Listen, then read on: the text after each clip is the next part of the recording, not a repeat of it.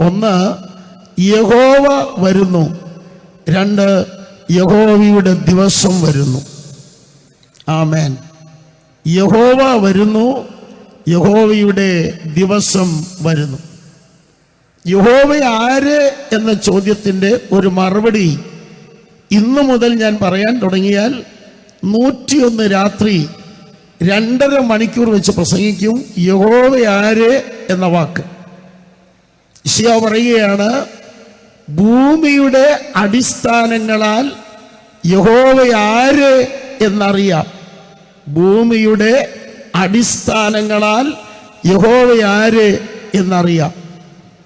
ചില വർഷങ്ങൾക്ക് മുമ്പ് ആ വാക്യം നമ്മൾ പ്രസംഗിച്ചാൽ ശാസ്ത്രജ്ഞന്മാർ വടിയെ കൊണ്ടുവരും, ബോംബ് കൊണ്ടുവരും, മിസൈൽ കൊണ്ടുവരും.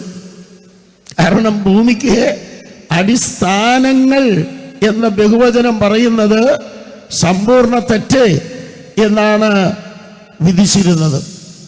എന്നാൽ ഇപ്പോൾ അങ്ങനെയല്ല. 39,000 ശാസ്ത്രജ്ഞന്മാരടങ്ങുന്ന നാസയിലെ ഊറ്റൻ പുസ്തകങ്ങൾ നിങ്ങൾ കണ്ടു കാണും. അതിലൊരു ബുക്കാണ് ഫൗണ്ടേഷൻസ് ഓഫ് ദി എർത്ത് എന്ന പുസ്തകം.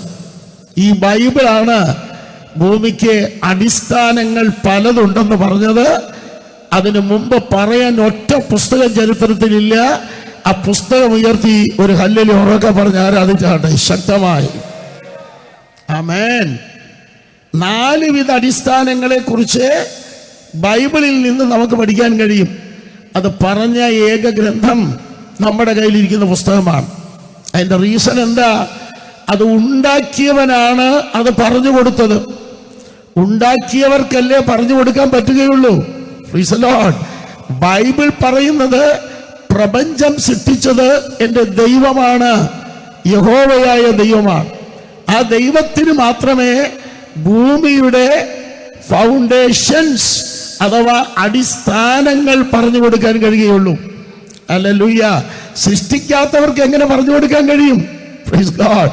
അതുകൊണ്ട് ഒരേ ഒരാളെ സൃഷ്ടിച്ചിട്ടുള്ളൂ.